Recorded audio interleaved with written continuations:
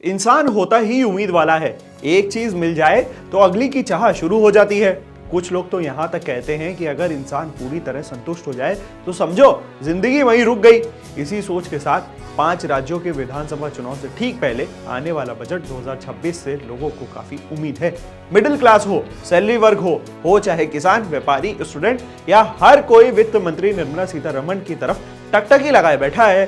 Sunday की छुट्टी enjoy करते हुए भी लोग यही सोच रहे हैं कि इस बार बजट में उनको क्या मिलेगा, क्या उनके लिए कोई बड़ी घोषणा हो सकती है, क्या उनको कोई राहत मिल सकती है। 1 फरवरी को बजट ऐसे वक्त पे आ रहा है जब सोना चांदी की कीमतें आसमान छू रही हैं। ट्रम्प टैरिफ को लेकर के सरकार पर बाहर से दबाव बना रहे हैं। हालांकि यू डील में ने माहौल को थोड़ा सा नरम जरूर कर दिया है। पेट्रोल डीजल सस्ते होंगे, इसकी उम्मीद तो लोगों को कब से है।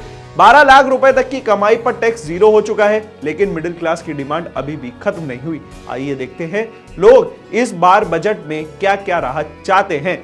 देखिए, सबसे पहले बात करते हैं सैलरी क्लास की। सैलरी क्लास की पहली मांग इनकम टैक्स में 12 लाख रुपए से छूट जो मिली थी उसको अब थोड़ा और आराम चाहिए उनमें। अभी स्टैंडर्ड डिडक्शन 75,000 रुपए है, यानी करीब 12.75 लाख तक इनकम टैक्स नहीं देना होगा। अगर इसे बढ़ा करके 1 लाख कर दिया जाए तो सैलरी वर्ग सीधा 13 लाख रुपए तक की टेंशन फ्री हो जाएगा। दूसरा, 12 लाख तक टैक्स फ्री की चाहत उम्मीद यही नहीं रुकती। कुछ लोग चाहते हैं कि टैक्स फ्री इनकम की लिमिट 12 से बढ़कर 15 लाख कर दी जाए। हालांकि यह भी सच है कि पिछले साल ही सरकार ने 7 लाख से सीधा इसे 12 लाख किया था, तो लगातार दूसरे साल इतनी बड़ी राहत मिलेगी या नहीं, यह कहना मुश्किल है।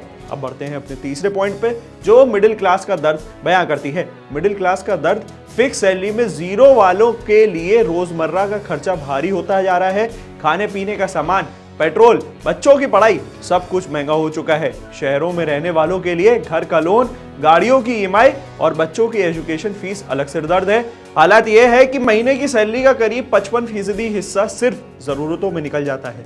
10 साल पहले यही खर्चा 40 से 45% हुआ करता था। अगले पॉइंट पे बढ़ते हैं और जानते हैं पब्लिक की अगली डिमांड क्या है। देखिए, सोना चांदी अब सपना बनता जा रहा है। आम लोग अब भारी गहने खरीदने की सोच भी नहीं सकते, 1-2 ग्राम वाले ऑप्शन ही देखते जा रहे हैं। वैसे भी सोना चांदी आम आदमी की जरूरत नहीं है, लेकिन जो लोग खरीद सकते हैं वह चाहते हैं कि सरकार इंपोर्ट ड्यूटी और जीएसटी में थोड़ी कटौती करे, ताकि सोना चांदी भी वो लोग आराम से खरीद पाए। अब हेल्थ सेक्टर में बढ़ते हैं। हेल्थ केयर का राहत की सबसे बड़ी उम्मीद है। लोग चाहते हैं कि इलाज सस्ता हो। उम्मीद है कि बजट में आयुष्मान भारत योजना का दायरा बढ़ जाए। अभी 70 साल से ऊपर के बुजुर्ग इसमें आते हैं। दादा दादी की चाह है कि उम्र की सीमा 60 साल कर दी जाए, ताकि बीमारी में उनकी सारी सेविंग्स अस्पताल के खर्चे में ना निकल जाए। किसानों की मांग पे बढ़ते हैं। किसान की मांग है कि गांव में पीएम किसान योजना के तहत मिलने वाले 6,000 रुपए को बढ़ा करके 9,000 कर दिया जाए। कुछ तो सीधा 12,000 रुपए मांग रहे हैं, वही यानी हर साल 1,000 रुपए। साथ ही पीएम सूर्य घर योजना के तहत छत पर सोलर पैनल लगाने की सब्सिडी बढ़ाने की भी उम्मीद की जा रही है। अब एक और ऐसी मांग जो हम सबकी है, क्या घर सस्ते होंगे? महानगरों में घर खरीदना अब सपना बन चुका है। लोअर और मिडिल क्लास के लिए छोटे से घर की कीमत भी बहुत ज्यादा हो गई है। लोग चाहते हैं कि होम लोन के साथ साथ सीमेंट, सरिया, स्टील जैसी चीजों पे भी राहत मिले, ताकि घरों की कीमत काबू में आए और घर बनाने का जो एक सपना है ना, वो भी साकार हो। वित्त मंत्री निर्मला सीतारमण लगातार 9वां बजट पेश करने जा रही हैं। अब तक सिर्फ मोरारजी देसाई ही 10 बार बजट पेश कर पाए थे, लेकिन अब ऐसा नहीं लग रहा। निर्मला सीतारमण भी अब इसी उम्मीद में है। ऐसे में उम्मीद की जानी चाहिए कि संडे अच्छी खबर लेकर के आए।